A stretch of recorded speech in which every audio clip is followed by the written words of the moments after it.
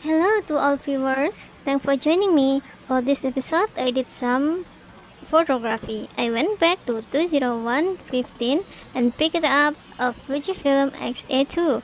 Going back in time so many years may seem like serious time travel for some who constantly keep their finger on the technology pulse. You may say that even a few months can make a difference. I, on the other hand, think that time cannot undo good things that happened in the past.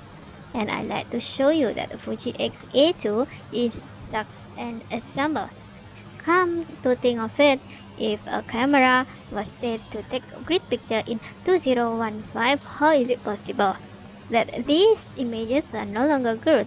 They are the same images. When Fuji X-A2 came out, it was a small sensation in its time. The image quality was praised and this tiny camera was even called a giant killer. You could have wonderful large APS-C sensor with 16 megapixels, it's a tiny body and have so much control over taking a picture. Let me tell you how small this camera is 117 times 67 times 39 mm. It weighs just 330 grams together with the battery. In the background, you will see some of the images I took in the city with a Fuji. I used Velvia film simulation and color minus 2 to get a bit more pleasing washed out effect, but still get the overall Velvia color balance. This camera and lens are from the same era. This is why I combined them. I was unnoticeable in the city with this small setup and this made me comfortable. I felt I wanted to photograph in the public space. I don't have this feeling with the large cameras. I felt I wanted to travel together with this camera. Technology speaking, the picture out of the X-A2 are very nice. Why will many people not look at the charm from the past? People most likely this is all you need. If you are a casual photographer, I don't see why go out and pay 10 times more. This camera delivered to make you smile. Some of its image quality come from the relatively small number of pixels on the sensor. This means that the pixels are large and well spread. This translates into low noise and great low light performance. I am an advocate of less pixels of higher quality than lot of noise pixels that generate huge file size. Really, 16 megapixel is adequate for most purposes. When looking at this camera, I will compare it with other Fujis likely higher in the range.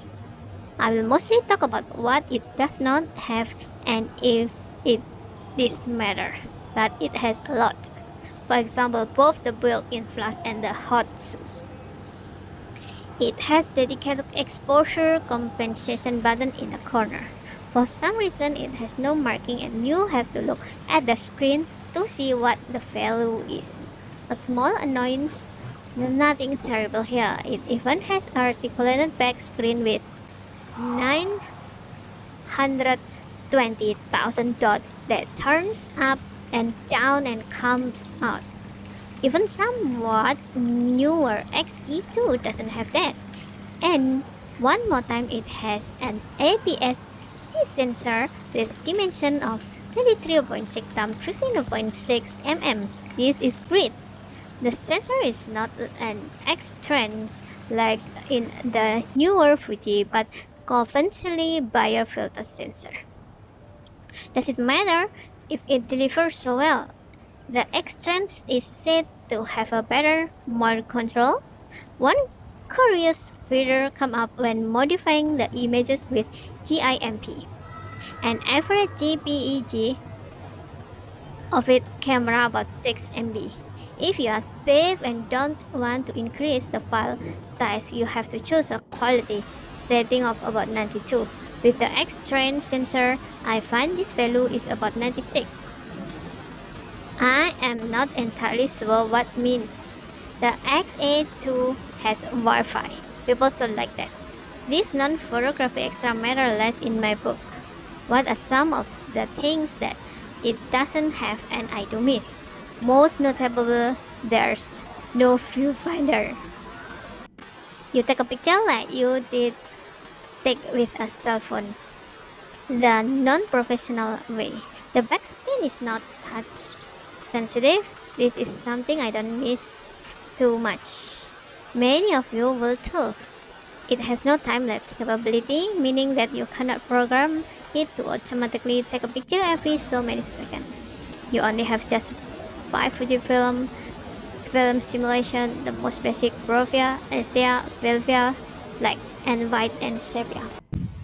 This is already an average grade problem because people often buy Fuji for their merging film simulation.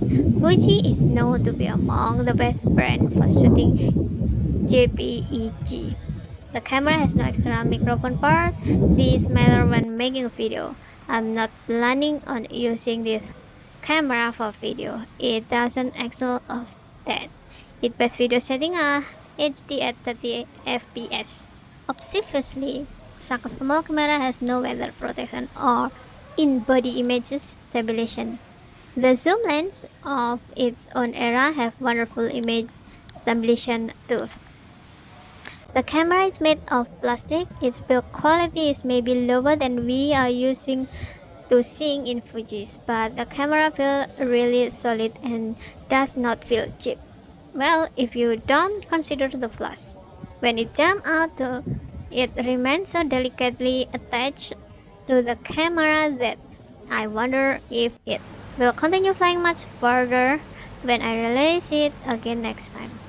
I also noticed that the X-A2 responds slower to many pressing of the buttons. It had lag between pressing a shutter release and recording picture. Also, there is a small lag for the camera to wake up after pressing the on-off button. I'm quite sensitive to that, and I don't know if it's just my camera or not, but the on and off switch is quite stiff to use. Although the X-A2 has a grade for helping to compose the shot, it does not have the luxurious option of electrical level as you find it in the later Fuji camera. It doesn't have an optional electronic shutter that will make it fully silent when that's needed.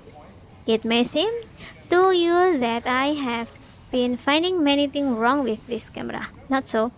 The point I made were not real problem. They were characteristic of the camera. There's so much to like about this camera in addition to its super image quality and small size. I like that. It has the familiar Fuji menu. Fuji menu is not the most logical of camera menus, but I like that they stick to their style throughout their camera lineup. This gives all of their camera a similar feel. The buttons are small but well positioned. The camera doesn't have the dedicated focus lock or exposure lock button I am used to seeing in more expensive Fuji camera. I find I did use this mostly for video. This four-way fit in convention for selecting the region on the screen that you want to use for focusing. You have to activate it by pressing the up direction before you can change the focus point. I'm not a fan of this because if you press the wrong direction, first you end up entering a menu you don't want. Unlike most other Fuji, this camera doesn't have a lever style button next to the lens mount that lets choose between single focus, continue focus, and manual focus. This is a see via menu and this is not optimal. However, the manual focus even comes with focus picking. This is really great apart from the fact that you cannot choose your favorite color for it and the standard white is sometimes not too visible. Still, it means that you can choose your X-A2 with all manual lens you manage to attach to the body. The batteries are standard and last a long time. You have to use charger to charge them. You cannot do it inside the camera. Behind the small door, you have two sockets. One is HDMI. The other lets you connect to the USB cable if you want to download your picture this way. Question: what is the matter to you in a camera? For me, it's mainly three things: image quality, build quality, handling in that order. That camera score well in all categories, but especially high in the image quality category. And the bonus is a very low price camera, and you get a packet that easy to recommend with confidence. Of course, I should admit that I have yet to see a Fuji. I will not recommend it at all. Thank you so much for spending your valuable time with me. I appreciate it. If you are willing, consider subscribing to my channel. That will be wonderful. Thank you very much.